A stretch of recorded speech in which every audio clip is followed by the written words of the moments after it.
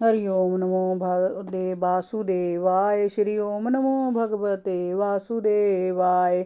18वां अध्याय।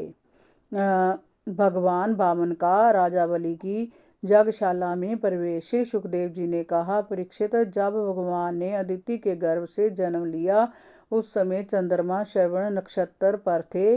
भाद्रपद मास के शुक्ल पक्ष की द्वादशी थी। उनका जन्म अभिजित मुहूर्त में हुआ था। उनके जन्म को सभी ने मंगलमय बताया। उस द्वादशी को विजय द्वादशी के नाम से जाना जाता है।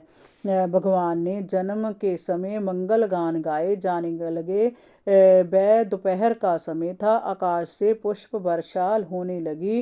गंधर्व और अप्सराएं नृत्य करने लगी। शंख, ढोल, मृदंग और मजीरे बजाए जाने लगे। महर्षि कश्यप ने भगवान को अपनी जोग माया से शरीर धारण करते देखा तो वह विस्मय में भरकर आनंदित हो उठे। अदिति तो अपने पुत्र को देखकर धन्य हो उठी थी। कुछ ही समय में भगवान ने 52 ब्रह्मचारी का रूप धारण कर लिया। उनके उस अद्भुत रूप को देखकर सभी उनकी जय जयकार कर उठे। महर्षि ने उनके सभी जात कर्म संस्कार कराए।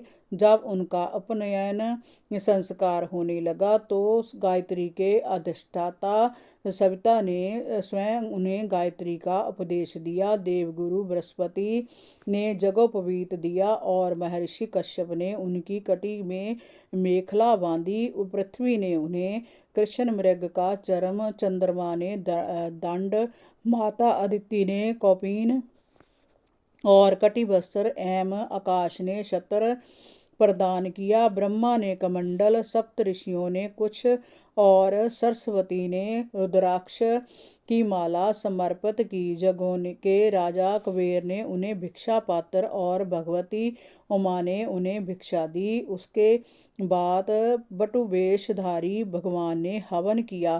परीक्षित, उसी समय उनसे कहा गया कि दैत्यराज बलि भृगुवंशी ब्राह्मणों के आदेशानुसार अश्वमेध यज्ञ कर रहे हैं, उन्हें वहां जाना चाहिए। भगवान वामन ने तत्काल वहां की यात्रा की। नर्मदा नदी के उत्तरी तट पर भृगुकश नाम का एक सुंदर स्थान है। वहीं पर भृगुवंशी ब्राह्मण राजा बलि से अश्वमेध यज्ञ करा रहे थे। उन लोगों ने दूर से भगवान वामन को आते देखा तो ऐसा प्रतीत होने लगा कि जैसे उस ओर सूर्योदय हुआ हो। उनके तेज से वहां बैठे सभी ब्राह्मण, जजमान और अन्य लोग निस्तेज से हो गए। उन्हें लगा कि जैसे जग देखने के लिए स्वयं सूर्यदेव अगन और सनत कमार चले आ रहे हों। भृगुपुत्र शुक्राचार्य भी ऐसी ही कल्पना करने लगे। उसी समय हाथ में शतर, दंड और जल से भरा कमंडल लेकर भगवान वामन ने वहां प्रवेश किया। इस प्रकार अपनी माया से बौने बने ब्राह्मण भेष में ब्रह्मचारी भगवान ने जब वहां प्रवेश किया तो सभी आदर के साथ एकाएक उठ खड़े हुए। उन्होंने भगवान वामन का आदर सत्कार किया और उन्हें आसन प्रदान किया। दैत्यराज बलि ने उनसे कहा, ब्राह्मण कुमार, मैं आपका स्वागत करता हूँ और आपको नमन करता हूँ। आज्ञा कीजिए, मैं आपकी क्या सेवा करूँ। आपको देखकर मुझे ऐसा प्रतीत हो रहा है कि जैसे ब्रह्म ऋषियों की तपस्या की ही मूर्तिमान होकर जहाँ पधारी हो। आज आप मेरे घर आए, इससे मेरा वंश पवित्र हो गया और मेरे पितर तृप्त हो गए। मेरा यह यज्ञ भी सफल हो गया। हे ब्राह्मण कुमार, आपके पांव पखारने से मेरे सारे पाप नष्ट हो गए। विधि पूर्वक यज्ञ करने से जिस फल की प्राप्ति होती है वह मुझे अनायास ही प्राप्त हो गया। मुझे आज ऐसा प्रतीत हो रहा है कि आप किसी इच्छा से ही जहाँ पर पधारे हैं।